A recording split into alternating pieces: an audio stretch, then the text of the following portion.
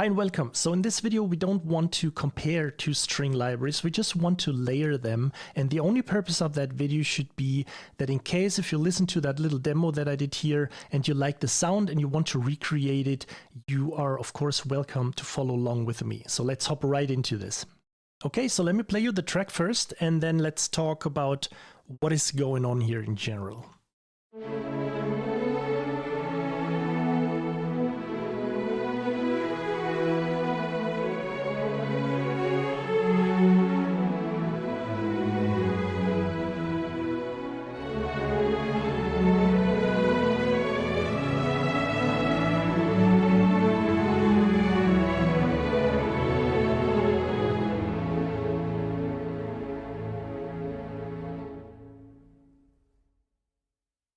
Okay, so first a few general things. You can see that I have drawn a little tempo curve in here. Of course, if you writing that track to be overdubbed with, you know, like drums, drum loops, or synth arpeggios or whatever, you want to make sure to, of course, have a steady timing, a steady tempo. But I just wanted to draw a little bit of, you know, some curves in here. The track is getting a little bit faster or slower, so it feels like it's being like a live conducted track a little bit.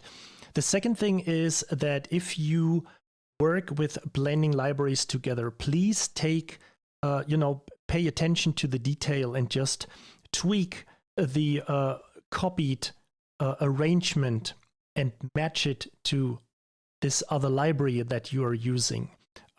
This is also a case, just personally speaking, why I don't like most of these library comparison videos or audio examples, because people just simply copy over the arrangement and use it with another library. And this doesn't work because each of these libraries out there has been, you know, recorded, programmed differently. There are different snippets of code happening and this resulting in different, you know, delay times of when sample starts, when transitions happening and all that. So you can't simply copy over a string arrangement or whatever arrangement and use it with another library. Okay, so the first thing we're going to do is that I play you the sample library we have used first. This is Performance Samples Vista. And I also deactivated all the mastering stuff except the limiter because I just wanted to boost the signal a little bit. And I also deactivated all the reverb instances and everything else. So let's listen to that first.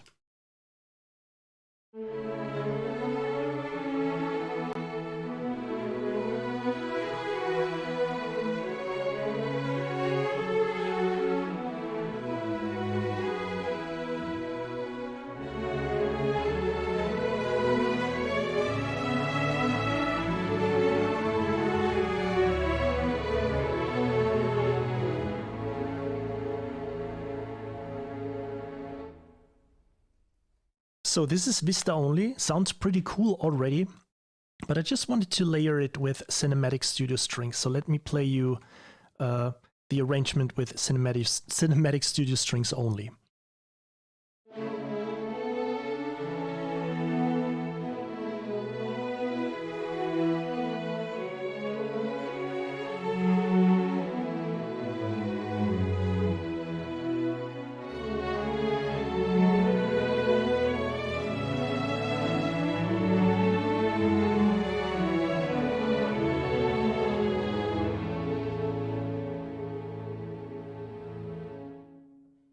So I have to apologize for that little bump here, but when we play these two libraries together, I think it shouldn't be too...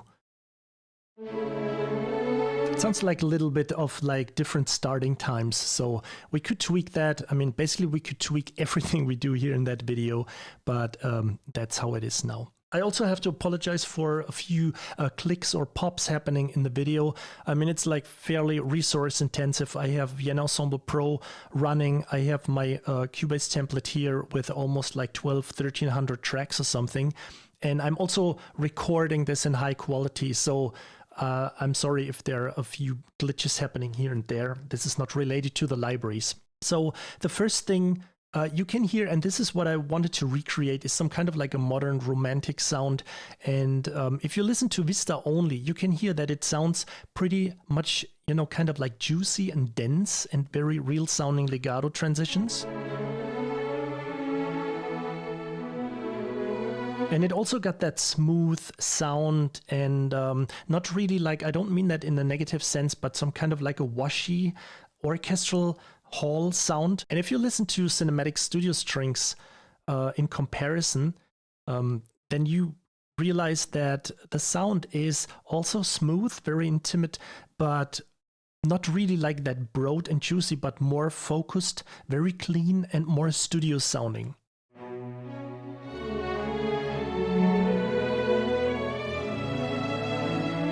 It sounds also a little bit smaller, but if we just directly compare this part, this sounds broad and, more studio, more orchestral hall-like, like from the size, not really like much more reverb, but just, size-wise. And again, let's compare that to cinematic studio strings.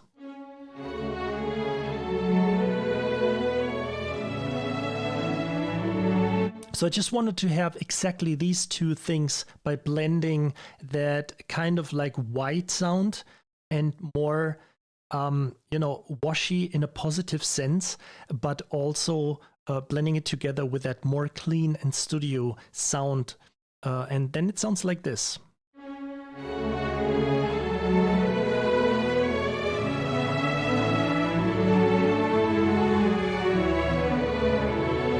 So whatever the pros and cons of each library is, my approach when doing these things is simply by knowing that every library got their pros and cons, and by blending two libraries, you not only get kind of like a good, more or less good custom sound, but also you kind of like blending out the negative, the cons, and putting together the pros and blending these things into something new. Okay, so also by selecting both of these arrangements and looking at them, and this is what I mentioned before, if we just really bring that up really close, you can see that all of these things are completely different. Of course, it's the same notes happening here, but the sample time, the starting time, also the velocity is different on each of these libraries here.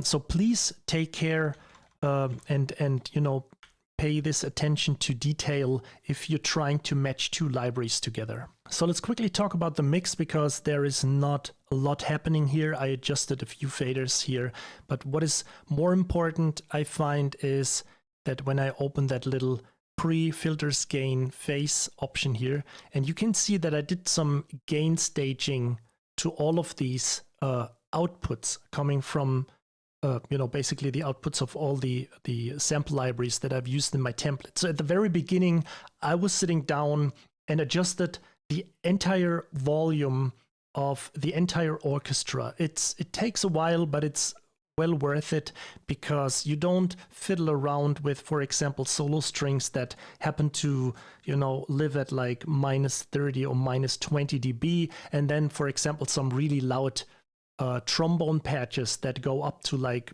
-3 or even 0. So you balance these things out right in the beginning, and this makes it easier when you work on your track. You just have to do minor, adjustments when it comes to mixing. I highly recommend this. It makes it easier for you to work with your template in the future. Okay, so as I said, I only activated the limiter to boost the signal a little bit. Every other plugin and effects or reverb is turned off, bypassed. So let me just pull off the first thing that I did, and I applied this reverb to all the strings. So I just use it as an insert plugin on the bus. There is no send and return, no EQing or whatever happening.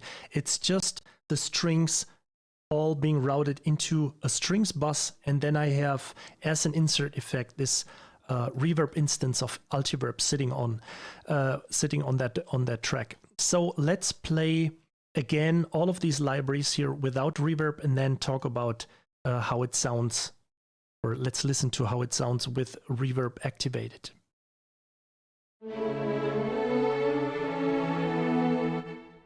So just playing this bit by bit, let's turn it on.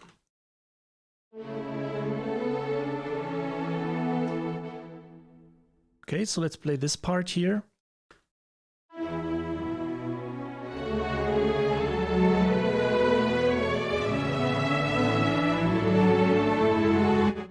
And let's play it with reverb.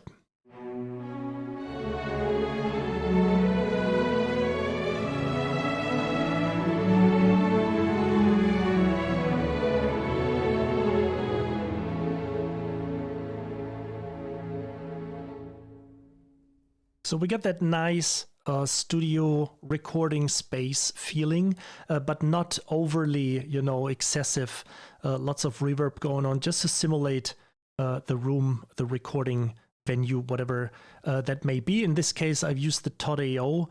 I could use any other thing. Why did I pick this? Because I simply liked it, how it sounded. So let's listen to this again, and let me just bypass the reverb once in a while I'm playing this here.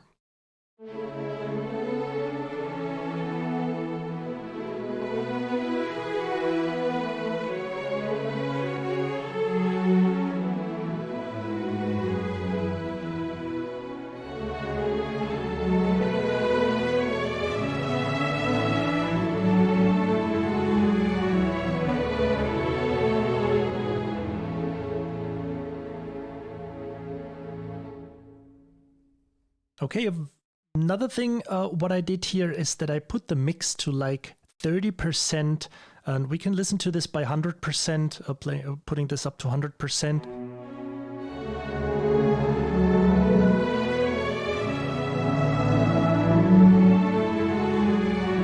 So I found a 30 is kind of like a good mix of both of these. You could clearly hear how the entire signal got colorized by that impulse response coming from the Todd.io scoring stage.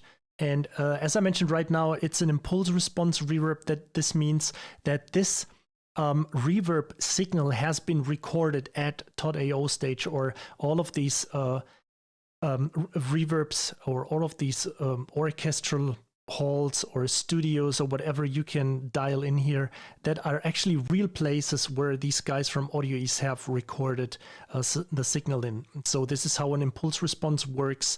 The signal is being recorded in that room, and then you can adapt it to your track. Okay, another thing I did is that I set the pre-delay to 53 milliseconds, you know, roughly 50. Why? Because it sounded good, and I had a few chats with mixing and mastering engineers and asked them about, you know, that approach of pre-delay, because for me it's kind of like a not really obvious thing. It's more obvious when it comes to impulse responses, because when somebody records a signal from a specific point in that room, you get like a mixture of all kinds of delays, and the pre-delay is the first reflection that's coming from that direct signal of the instrument source. So it could be like the back wall, it could be the front wall, I mean the back wall of the orchestra, and also the left and right, the floor and the ceiling. If you have an algorithmic reverb, to me it doesn't get kind of clear if it's like one specific spot, because I can just adjust this pre-delay to set it to like 20 milliseconds, which means that something has changed, some distance has changed in the room. My question is always, of course, it's just, you know, like a tweak of that algorithm of that impulse response. Nothing really has changed from the recording, right? So technically, you would have to have a reverb instance or a plugin that calculates all of these different pre-delays together. But I would just suggest to not overthink that entire process. The most important thing that you have to do, most of the time, I just see the front wall, meaning the back wall of the orchestra, as the main wall that I want to see these reflections coming from. That's why I set different pre-delay settings to my strings, to my woodwinds, and to my brass. And I'm leaving out the percussion section because I think putting too much additional reverb, especially pre-delay, changes the signal too much. It makes, to me, I don't know why, it makes more sense when I do that on strings, woods, and brass, and leaving out the percussions. So, as I wanted to say, the most important thing is if you set that you set different pre-delay sections to your strings, woods, and brass. If you start with setting higher ones for strings, because to me the signal travels longer to the back wall of the orchestra or to my front wall, and then travels back to my ear. If the woodwinds sitting a little bit more behind, or sitting behind the strings, it means that the signal travels a little bit shorter, hits the wall, then hits your ears. When we talk about brass, it's like the furthest away, of course, not as far as the percussions, but it takes the shortest amount of travel time to the back wall and then back to your ears. If you approach it to the other wall behind you, you have to treat these settings different, because then the shortest travel time is from the strings. So however you want to approach it, just make sure they are all kind of like different. So if you approach it with that back wall, set the strings to like whatever, 10, 20 milliseconds, maybe 30, then the woodwinds to like 30, 40, 50, whatever, and the brass to 70, 80. There are no really rules to it. I actually want to keep the name, or that guy, nameless, but I was talking to a very famous mixing engineer, and he said, you know, if you think it sounds good and if it sounds best, and everyone or people say that it also sounds good, then it is good. So don't overthink that process. But I think it's important to put a little bit of, you know, adding that tad of realism by introducing different pre-delay times.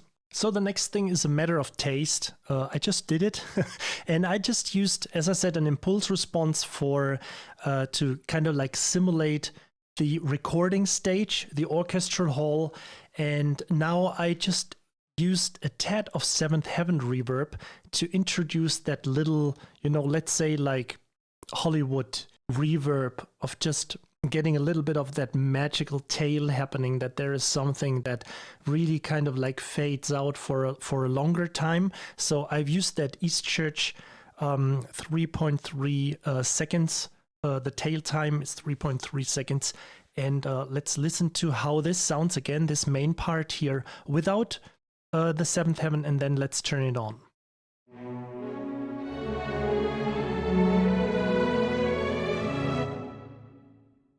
Okay, sounds like fairly realistic for the orchestral hall, and now let's turn this on.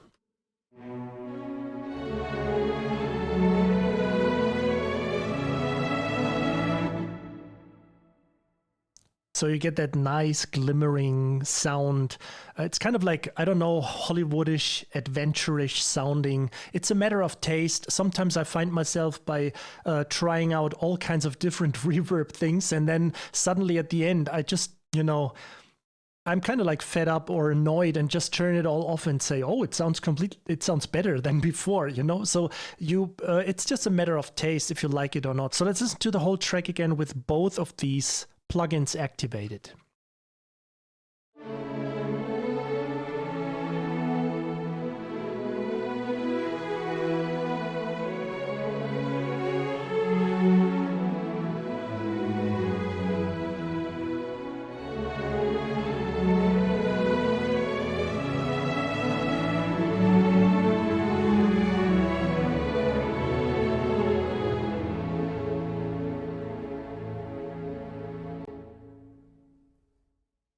Okay, so let's talk about the mastering chain. This is the next thing that I did.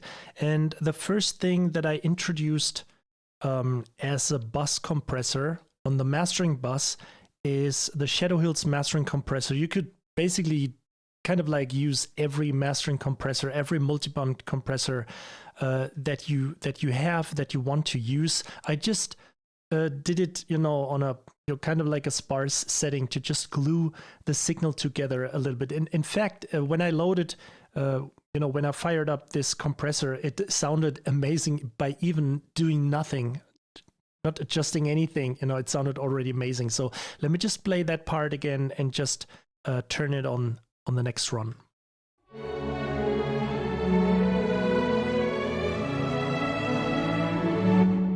Okay, turn this thing on.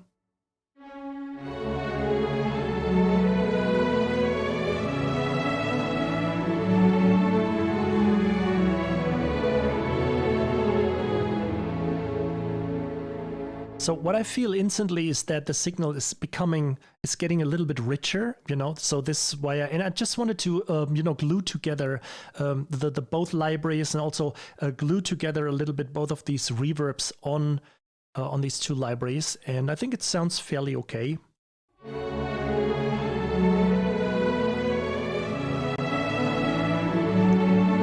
So it's just a tad richer and warmer, sorry. So the next thing I did, and to be honest, why did I do that? Simply also because I really love that one piece of the Frankenstein soundtrack by Patrick Doyle. It's called The Wedding Night. And to me, it's like my favorite string piece. And I just listened to it. I didn't want to recreate the sound exactly. I just wanted to listen to it and see how, frequency-wise it behaves, what is going on. So I found myself and putting that little bump in here. And I also have another bump going because I think when I activate the plugin, you can hear that it sounds a little bit less MIDI-ish, whatever that is. But I think especially when you have octaved melodies that is going on the second and the first violins here, it helps a little bit.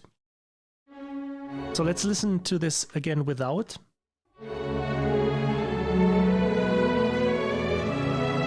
Let's turn it on.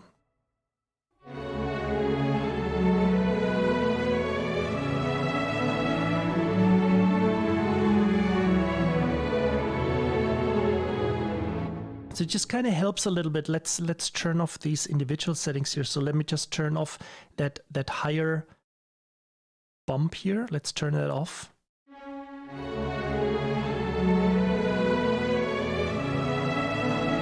So it sounds a little bit smoother in general, and I think most of the time when I hear that comment, especially on these octaved melodies, it sounds kind of MIDI-ish. Most of the time it's because of that rough frequency that's happening around here, and it's you can try that. It's actually a good trick on almost all sample libraries that you reduce this, that you take out a little bit of that 4 or 5K-ish. You could go even down to like -6 dB or something, but let me just play that again.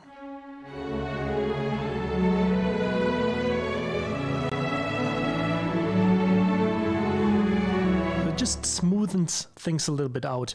And then I will also play that with that bump again.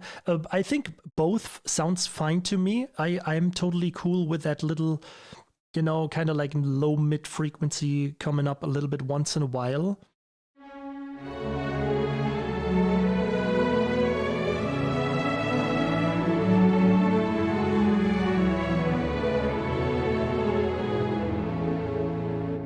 Play this again.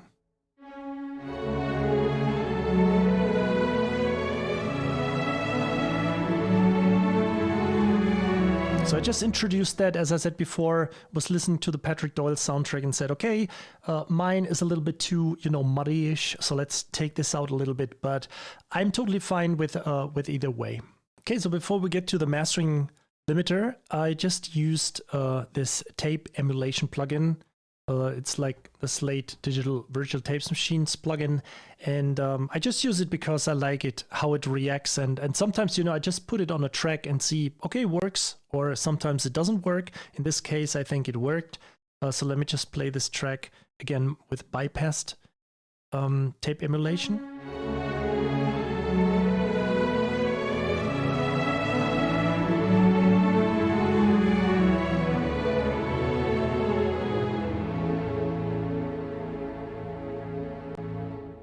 I mean, totally up to you, of course. These are all just suggestions, and I think it adds a little bit more depth and warmth to that track here. Let's listen to this again.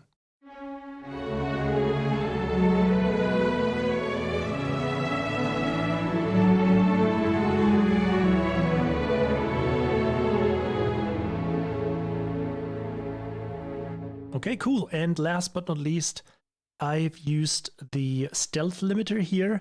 I don't want to go through all of these settings. I just boosted the signal to like 7 dB and set this the ceiling to like -0.1 dB. If you want to leave more headroom, of course you do. There are all kinds of people talking about, if I should do it like -1, -0.5. The most important thing is that it doesn't hit 0. And as long as you leave a lot of headroom to that track, if I would master that track right now, there would be a lot of headroom happening. So there is barely anything happening, and maybe just scratches. It doesn't even scratch the reduction nothing happening here on the reduction. So as I said, I just did it to boost volume a little bit. And yeah, that's basically everything that I did for this track here.